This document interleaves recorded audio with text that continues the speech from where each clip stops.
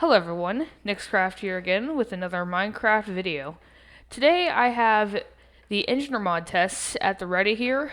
I've been testing for the past month and a half now because the creator and the Enderman of Doom has just released the first Engender 0.7 preview version. So I am eager and ready to figure out that stuff. So I've already done a lot of experiments and I've found a lot of bugs and issues, but I've also played around with it in some fun ways too. And anyways, let's get started. So right now I have nothing going on here. I'm just gonna make it hard. Now I've been using a special mod for this for testing because the amount of lag I get from mobs that are spawning outside my render distance is insane. So I decided to install a mod called InControl. As you can see, this file here is what controls it. This entire file here controls all of that. So, yeah, I have all sorts of rules here. I was confused as to how to use this before, but now I memorized it all. I know how to use it all. And basically, this will prevent mobs from spawning outside of like an 80 block range from my spawn point. So, let's go ahead and get started here. I don't know if my voice is echoey or not because I'm in the den where my monitor setup is, so it's a little bit echoey in here. So let's go ahead and enable mob spawning. I'm probably not going to talk much more in this video because, I mean, there's not really much to say. Alright, so as you can see, I tweaked it so that only mobs only spawn it nearby, which is really useful, especially when considering the fact that I don't want mobs to be like flying around all over the place. Now this video is going to be a little bit more laggy than usual because, you know, my recorder is not OBS Studio and I still haven't figured out how to use it yet, and I don't even really want to use OBS because that's just extra time I need to waste or spend just to get things set up.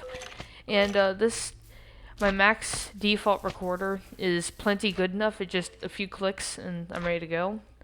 So, I think what I'm going to start off with here, I'm going to get rid of Jazahar. I've been tweaking or messing around with him for a while now. I'm just going to start off with the higher tier mobs because it's not really fun watching the little mobs get absolutely annihilated. Oh, that's a little loud. That's a little bit loud. So, I did notice a few different changes to the mod. There have been a lot of fixed bugs. I did notice a few bugs that haven't been fixed yet. In fact, there's a few present bugs. So, I have Divine RPG and a few other mods installed as well as Quark. This is Quark mob here. This is Divine RPG.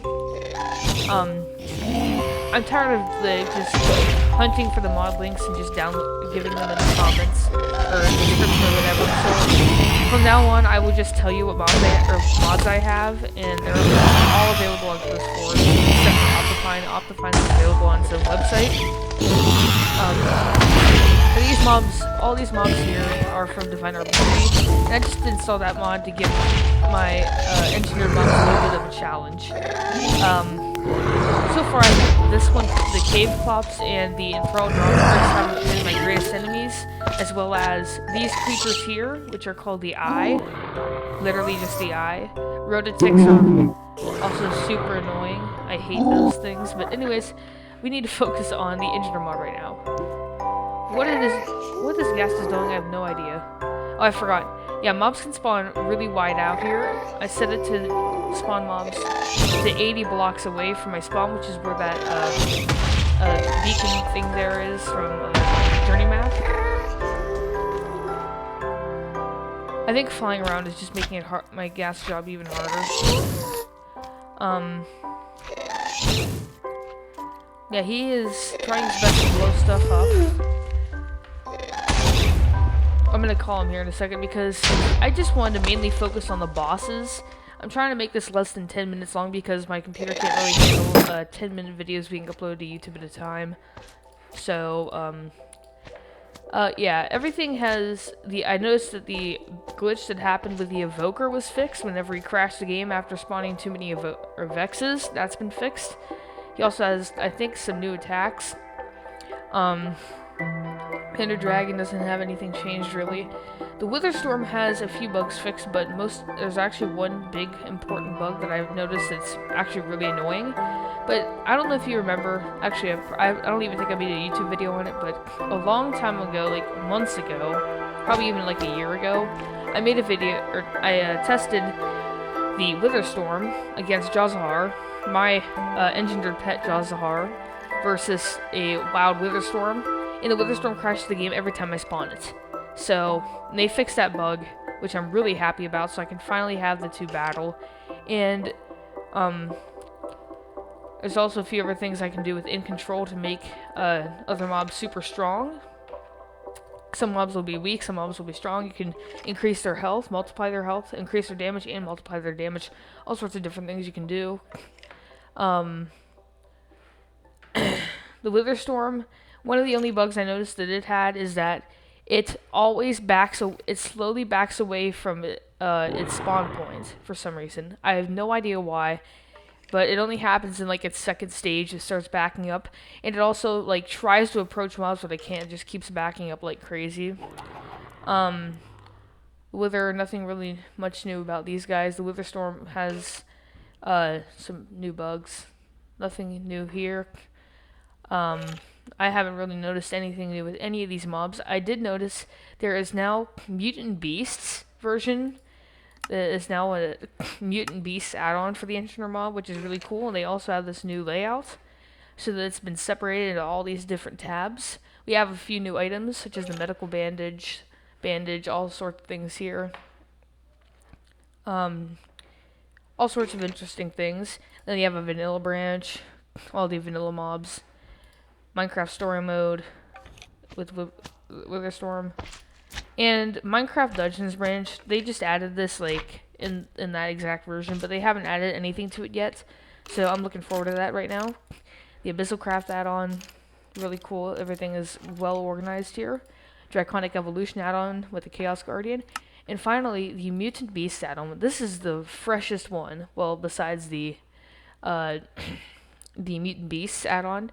This is absolutely insane. I was never even expecting this. Now, the only problem is that, don't ask me to do any mob battles with these guys, because there is a huge bug I found with them that crashes the game whenever they try to perform an attack, but another mob kills the mob that was attacking, so that it double does that attack on the mob that it just killed the mob it was fighting. I know that's a lot to take in, but and it causes a crash, so I'm not going to be messing with these guys. And it happens mainly with the Mutant Enderman and the Mutant Skeleton. I haven't noticed any problems with the Mutant Zombie or the Mutant Creeper, except for the fact that whenever the Mutant Creeper is a hero, it tends to jump around and explode on everything like every second. Mutant Snow Golem isn't the strongest, although I did notice it busts ice over mobs' heads like crazy. The only problem I really noticed with the Mutant Snow Golem is that it has a terrible aim. Like, it'll throw blocks inches over mobs' heads, and like it has to be like 5 blocks away, or like, actually no, closer than that, 3 blocks away to actually hit mobs, which is a big issue, especially on mobs with smaller hitboxes. It really misses them a lot. And I also noticed that the area effect damage cloud, or the damage effect cloud, is it's like super big. So if it misses a mob, I can literally just stand beside it, and the glass will hit me. It'll kill the mob. But yeah, that's like not kind of a little OP. The Witherstorm has some issues, or some mobs have issues where you can see through them if you look at the models correctly, and they also glitch out block models a little bit. The main thing I want to look at is InControl, though, because this mod is going to be really useful in keeping mobs nearby and keeping the lag down. So all these mobs here are at their regular health, but if I go into Visual Studio Code where I have it auto-saved, let's see, where is it? Right here. This basically says that whenever mobs join nearby or enter the world, they can only spawn within 80 blocks of the world spawn point, which I set to where that beacon was you saw, or that journey map spawn point thing, whatever it was.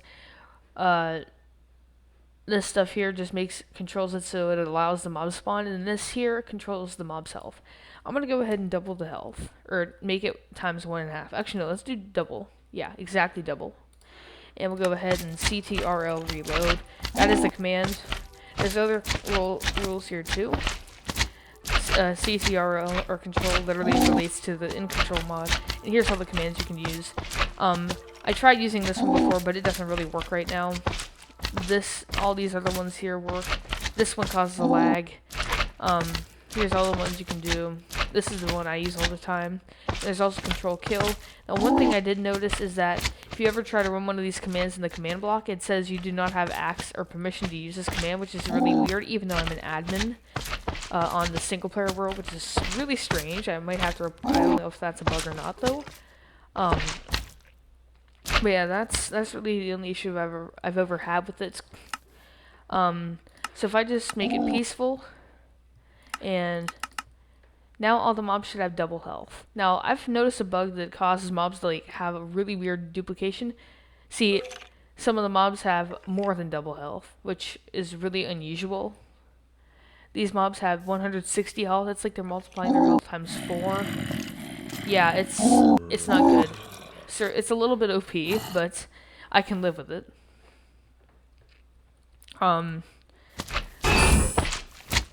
Okay, these mobs here, I think it's like the closer the mob spawns to the spawn point, the more accurate the health multiplier is. But that's really all the issues I've noticed with it. Like, these guys have 240 health, and they're only supposed to have 60. So yeah, that's really all I need to say about this. And if you want to do anything, control kill, and there's different options. There's all passive hostile or the name of the mob, followed by the optional dimension ID. And I also found that I'm also using the more commands mod, literally just called more commands.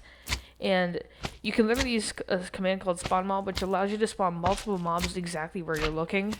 So if I did, I don't know, skeleton 20, it'll spawn 20 skeletons exactly where I'm looking, which is really cool. I'm going to try and keep it short here, so I'm going to come back for a part 2, and I will see you guys in part 2. See ya.